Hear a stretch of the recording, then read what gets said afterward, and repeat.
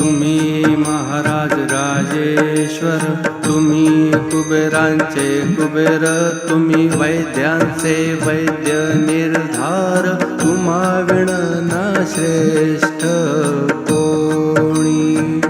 இந்த ஓவியின் பொருளாவது, நீர் அரசர்க்கெல்லாம் பேரரசர், குபேரனுக்கும் நிதியளிக்கும் குபேரர், வைத்தியர்களுக்கெல்லாம் தலை சிறந்த வைத்தியர், எல்லாவற்றிலும் தங்களை விடச் சிறந்தவர் எவரும் இலர் அன்றோ என்று ஸ்ரீ தாஸ்கனு மகராஜ் குறிப்பிடுகின்றார். இந்த ஸ்தவன மஞ்சரியிலேயே மிக மிக முக்கியமான ஓவி இதுவாகும். இதை முழுமையாக விளக்கப் புகுந்தால் சாயியின் வாழ்க்கையையே வர்ணிக்க வேண்டி வரும். எனினும் நம் சிற்றறிவுக்கு எட்டியவரை இதை 3 பகுதிகளாக பார்க்கலாம். முதலாவதாக, சாயி அரசருக்கெல்லாம் பேரரசர், துமி மகாராஜ ராஜேஸ்வர. இந்த வரிகளை புரிந்து கொள்ள நாம் ஒரு குட்டி கதையை பார்க்கலாம். ஒரு பெரிய முகமதிய மன்னனின் ஆட்சிக்கு உட்பட்ட பகுதியில் வசித்த ஒரு மகான் ஒரு ஆன்மீக காரியத்திற்கு நிதியுதவி பெறுவதற்காக சென்று காத்திருந்தார். அப்போது மன்னன் இறைவனிடம் தொழும்போது துவா செய்து கொண்டிருந்ததை மகான் கேட்க நேர்ந்தது. மன்னன் இறைவனிடம் ஏராளமான செல்வத்தை அருளுமாறு இறைஞ்சிக் கொண்டிருந்தான். மகான் உடனே அவ்விடத்தை விட்டு வெளியேற முற்பட, மன்னனோ காரணம் கேட்க, நீயே மற்றவரிடம், அதாவது இறைவனிடம் பிக்ஷை கேட்கும்போது நான் ஒரு பிக்ஷைக்காரனிடம் உதவி கேட்பதை காட்டிலும் அந்த இறைவனிடமே கேட்பது மேலானது அல்லவா என்றார். அதாவது ஸ்ரீ சாயிநாதர் பரம்பொருளின் அவதாரம் என்பதால் அரசருக்கெல்லாம் பேரரசராக விளங்குகிறார்.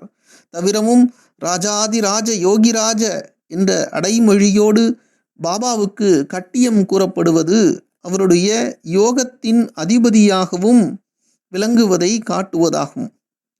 இப்பொழுது இரண்டாவதாக, குபேரனுக்கும் நிதியளிக்கும் குபேரர், துமி குபேராச்சே குபேர. இந்த வரிகளுக்கு குபேரன் சங்கநிதி, பதுமநிதி உள்ளிட்ட நவநிதிகளுக்கும் அதிபதி என நாம் அறிவோம். இந்த நிதியை குபேரனுக்கு அளிப்பவர் ஸ்ரீ மகாலட்சுமி தாயார். இங்கு ஸ்ரீ சாயிநாதர் தாமே மகாலட்சுமியாக விளங்குவதாக அறிவித்த ஸ்ரீ சாயிநாதரின் சாசனாமிருத திருமொழியினுடைய 58வது திருமொழி குறிப்பிடத்தக்கதாகும். அதில், நானே மகாலட்சுமி, நான் மசூதியில் அமர்ந்து கொண்டு சத்தியத்தையே பேசுகிறேன் என்று ஸ்ரீ சாயிநாதர் குறிப்பிட்டார். அப்படி குபேராச்சே குபேர என்ற வார்த்தை சத்திய வார்த்தை என்பது நமக்கு புலனாகிறது. இந்த சூக்ஷ்மத்தை நாம் உணர்ந்து கொள்ள ஒரு லீலையை பார்க்கலாம். அதாவது ஸ்ரீ சாயிநாதர் எப்படி மகாலட்சுமி தாயாராக விளங்கினார் என்பதை காணலாம். ஸ்ரீ சாயிநாதரிடம் ஏராளமான பக்தர்கள் கூடுவதால் அப்போதைய ஆங்கிலேய அரசாங்கம் பாபாவை இரகசியமாக கோவிந்தாஸ் என்று சொல்லக்கூடிய சிஐடிக்களை நியமித்து கண்காணித்து வந்தது. குறிப்பாக அவர் ஆங்கிலேய அரசுக்கு எதிராக இந்தியாவின் சுதந்திரத்திற்காக மக்களை திரட்டுகிறாரா அல்லது தூண்டுகிறாரா என்பது முதல் பணி. இரண்டாவதாக, தினம்தோறும் ஆயிரக்கணக்கான பக்தர்களிடமிருந்து தட்சிணையாக அவர் பெறும் பெருந்தொகை ஆங்கிலேய கவர்னரின் மாத சம்பளத்தை காட்டிலும் கூடுதலாக இருந்தது. எனவே அந்த கணக்கை ஆதாரபூர்வமாக சிஐடிக்கள் மூலம் திரட்டி கணக்கிட்டு அதற்கு வருமான வரி விதிப்பது என்பது ஆங்கிலேய அரசின் திட்டம். இப்பணிக்காக நியமிக்கப்பட்ட சிஐடிக்கள் அளித்த தகவல்கள் ஆங்கிலேய அரசுக்கு மிக பெரும் அதிர்ச்சியாக இருந்தது. ஏனெனில் தினம்தோறும் பக்தர்களிடமிருந்து பாபா பெற்ற தட்சிணையை காட்டிலும் தினம்தோறும் அவர் விநியோகித்த தொகை பல மடங்கு அதிகம். இத்தனைக்கும் ஒவ்வொரு நாள் இரவும் அவரிடம் மீத தொகை ஏதும் இருக்கவில்லை. பிறகு இது எப்படி சாத்தியம் என்று ஆங்கிலேய அரசு குழம்பிப் போனது. அதனால் அரசாங்கத்தின் சிஐடிக்களையே சந்தேகித்தது. பாபா இந்துவாகவோ அல்லது முஸ்லீமாகவோ இருக்கக்கூடும் என்று கருதி இந்து முஸ்லிம் சிஐடிக்கள் பாபாவுக்கு சார்பாக நடந்து கொண்டிருக்கக்கூடும் என்றும் கருதி கிறிஸ்தவ ஃபௌஜ்தார் ஒருவரை நியமித்தது. அவர் பெயர் சக்கர நாராயண். இந்த கிறிஸ்தவ ஃபௌஜ்தாரை இரகசியமாக நியமித்தது. அவர் அளித்த அறிக்கையும் கணக்கும் கூட பாபா தினமும் பெற்ற தட்சிணையை காட்டிலும் விநியோகித்ததும் செலவழித்ததும் பல மடங்கு அதிகமாகவே இருந்தது. இத்தொகை எங்கிருந்து வந்தது? அவரே குபேரன் உட்பட அனைவருக்கும் நிதியளிக்கும் சாக்ஷாத் மகாலட்சுமி தாயார் என்பதை இந்த லீலை உணர்த்துகின்றது. இப்பொழுது இந்த ஓவியினுடைய 3வது பகுதி, வைத்தியர்களுக்கெல்லாம் தலை சிறந்த வைத்தியர், தும்மி வைத்தியாஞ்சே வைத்திய நிர்தார என்று ஸ்ரீ தாஸ்கனு மகராஜ் போற்றுகின்றார். பாபா சாக்ஷாத் தன்வந்திரி பகவானாகவே அவதரித்து பக்தர்களின் நோய் நொடிகளை நீக்கியருளியதை ஓவி 98 ஏற்கனவே பார்த்தோம். டாக்டர் பிள்ளை, டாக்டர் முல்கி போன்ற MBBS படித்த மருத்துவர்களின் தீர்க்க முடியாத நோய்களையெல்லாம் பாபா குணப்படுத்தினார் என்பதையும் நாம் அறிவோம். இந்தியாவில் பிரிட்டிஷ் சாம்ராஜ்யத்தின் ஆங்கிலேய வைஸ்ராய்க்கு வைத்தியம் பார்க்கக்கூடிய குடும்பம் தார்கட் குடும்பம். அந்த தார்கட் குடும்பத்தின் பலர் MBBS படித்த மருத்துவர்கள். ஆனாலும் சீதாதேவி தார்கட்டின் தீர்க்க இயலாத தலைவலியை பாபா 5 நிமிடங்களில் குணமாக்கினார். இப்படி வைத்தியர்களுக்கெல்லாம் வைத்தியம் பார்க்கக்கூடிய தலை சிறந்த வைத்தியராக பாபா விளங்கினார் என்பதை இந்த வரிகள் விளக்குகின்றன. ஒரு நல்ல வைத்தியர் எப்படி இருக்க வேண்டும் என்பதை வள்ளுவம் குணம் நாடி குற்றமும் நாடி அவற்றுள் மிகை நாடி மிக்க கொளல் என்று குறிப்பிடுகின்றது. இது டயக்னசிஸ்கான இலக்கணமாகவே சொல்லப்படுவதுண்டு. அப்படி பாபா டயக்னசிஸ் மட்டுமல்ல, மருந்தை தேர்ந்தெடுத்து கொடுப்பதிலும் வல்லுநராக விளங்கினார் என்பதை நாம் இப்போது பார்க்கலாம். உதாரணமாக உபாசனி மகராஜே ஒரு ஆயுர்வேத வைத்தியராக விளங்கியவர். அவருக்கு மூச்சு விடுவதில் மிகுந்த சிரமம் இருந்தபோது மிக மிக எளிமையான மருத்துவமாக சுடுநீரையே குடிக்கும்படி அறிவுறுத்தி உபாசனி மகராஜின் நோய்க்கு பாபா நல்ல நிரந்தர தீர்வு கண்டார்.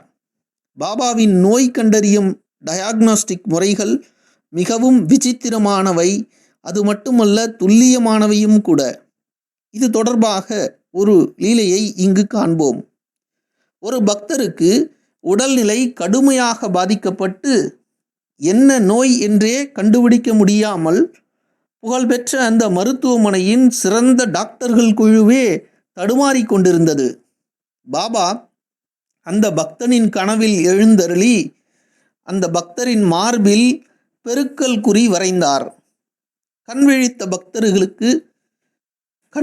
பக்தருக்கு பாபா இதன் மூலம் எக்ஸ்ரே எடுத்து பார்க்க சொல்வதாகப்பட்டது. எனவே டாக்டர்களிடம் தனக்கு எக்ஸ்ரே எடுத்து பார்க்குமாறு பக்தர் சொன்னார். அப்படி எடுத்து பார்த்தபோது நோய் என்னவென்று டாக்டர்களுக்கு தெரிய வந்தது. எனவே உரிய மருத்துவமும் செய்யப்பட்டு பக்தர் பூரண குணமானார். இப்படி நோய் கண்டறியும் டயாக்னாசிஸ் மட்டுமல்ல, பாபா நவீன மருத்துவ முறைகளிலும் எப்படி வல்லுநராக விளங்கினார் என்பதை ஓரிரு லீலைகள் மூலமாக காணலாம். முதலாவதாக பாபா எனும் அறுவை சிகிச்சை நிபுணர். டாக்டர் பிள்ளை அவர்களின் காலில் இருந்த சிலந்தி புழுக்களை பாபா அப்துல்லை கொண்டு எதிர்பாராத விதமாக மிதிக்கும்படி செய்து அந்த புழுக்கள் வெளியேறும்படி மறைமுக அறுவை சிகிச்சை செய்ததை நாம் ஸ்ரீ சாய் சச்சரித்திரத்தில் காண முடிகிறது. இப்போது நானா சாஹேப் சாந்தோர்கருக்கு பாபா செய்த அறுவை சிகிச்சையை பார்ப்போம். நானாவினுடைய பின்புறத்தில் ஒரு பெரிய கட்டி வந்தது. ஏதேதோ வைத்தியங்கள் செய்தும் கட்டி வடியவில்லை. டாக்டர்களோ அறுவை சிகிச்சை மட்டுமே ஒரே தீர்வு என்று சொல்லிவிட்டனர். நானாவோ மயக்க மருந்து கொடுத்து செய்யப்படும் அறுவை சிகிச்சைக்கு மிகவும் பயந்தார். பின்புறத்தில் கட்டி வேறு இருந்ததால் மல்லாக்க படுக்கவும் முடியாமல் தன் வீட்டிலேயே குப்புறப்படுத்திருந்தார். அந்த வீடோ நாட்டு ஓடுகளால் வேயப்பட்ட ஒரு சாதாரண வீடு. நானா படுத்திருக்கும்போது கூரையிலிருந்து ஒரு ஓடு நானாவினுடைய கட்டியின் மீது விழுந்து விட்டது. உடனடியாக கட்டி உடைந்து இரத்தமும் சீழும் வடிந்தன. அடுத்த நாள் மருத்துவர்கள் அறுவை சிகிச்சையின் தேவையின்றி கட்டி நீக்கப்பட்டதை எண்ணி வியந்தனர். பின்னர் நானா ஷீரடிக்கு வந்தபோது பாபா நானாவினுடைய கட்டி குறித்து ஏதும் தெரிவிக்கப்படாத போதும் கூட தாமே நானாவின் கட்டியை நீக்கி அருளியதாக கூறியதை கேட்டு நானா நெகிழ்ந்து போனார். இப்போது உமா மகேஸ்வர ராவ் என்ற பெரிய பக்தருக்கு பாபா ஆஞ்சியோபிளாஸ்டி சிகிச்சை செய்ததை காண்போம். இதயத்தில் அடைப்பு இருப்பதால் அறுவை சிகிச்சை அவசியம் என்று டாக்டர்கள் தெரிவித்துவிட்டனர். பாபாவையே சார்ந்து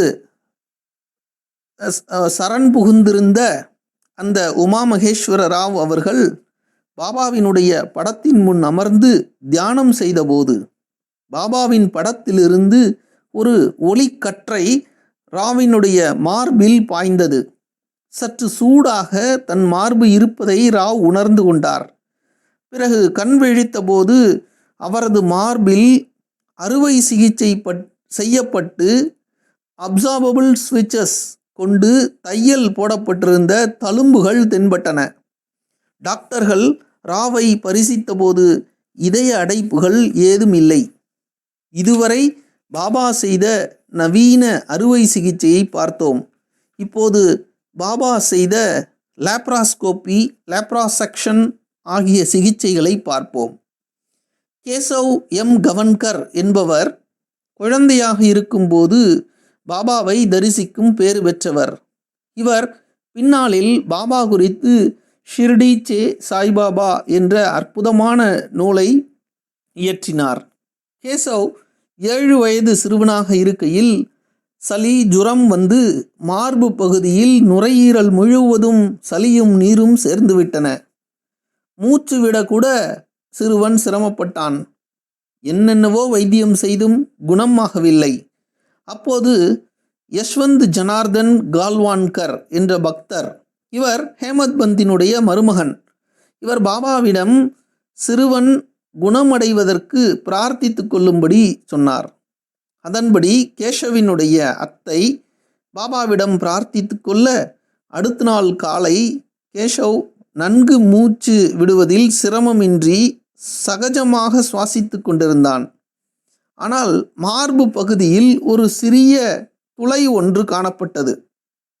அதன் வழியாக நுரையீரலில் கோர்த்து கொண்டிருந்த நீரும் சீழும் வடிந்திருந்தது உணரப்பட்டது. இதை கண்டு மருத்துவர்கள் மிகுந்த வியப்படைந்தனர். ஏனெனில் அந்நாளில் லேப்ராஸ்கோப்பியோ லேப்ராசெக்ஷன் சிகிச்சையோ அறியப்படாத மருத்துவ முறைகளாக விளங்கின. இப்படி ஏராளமான லீலைகளை சொல்லிக்கொண்டே போகலாம்.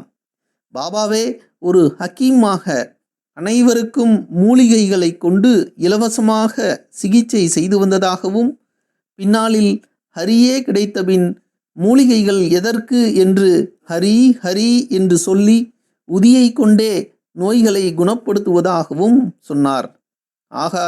ஆக பாபா வைத்தியருக்கெல்லாம் தலை சிறந்த வைத்தியர் என்பதில் எல்லளவும் ஐயமில்லை. ஜெய் சாய்ராம்.